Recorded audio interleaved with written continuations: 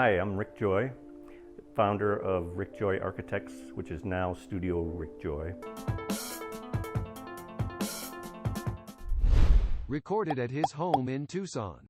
What is your favorite material? Well, I've always been interested in working solely with very natural materials. And like you can see behind me here, we've got sandblasted steel staircase and rammed earth, and I'm standing on a polished concrete floor. Up above me is rough sawn Douglas fir. We've done many projects with that material palette. It translates into other kinds of materials or other materials.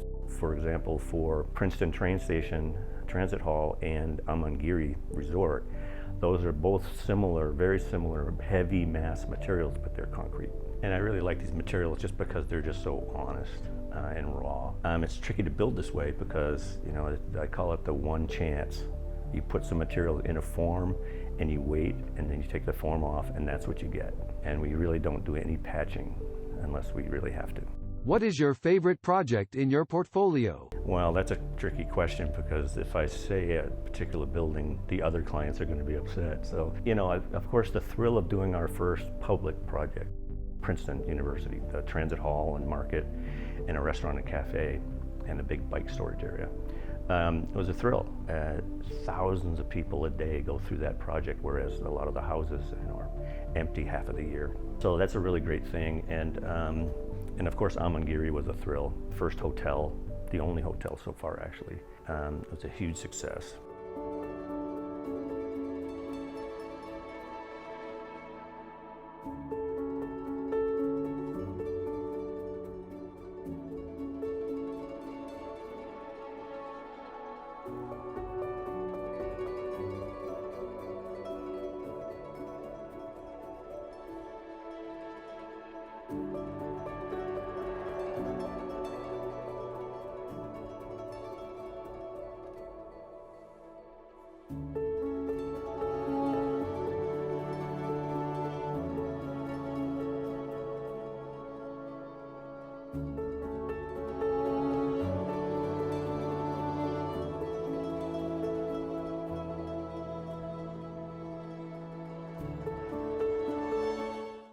Is there a location anywhere in the world that you dream of working on? I'd like to work in an extreme cold climate, like I grew up in northern Maine. You know, over the phone, I helped a guy build a rammed earth project in the Yukon, but I never went, and we haven't talked since. So, but you know, something really outrageous in a really super cold climate, like up in Alaska or northern Finland. What inspires you in your work? I get a huge thrill when my client for the house in Taos says, I want to have dinners like in Babette's Feast.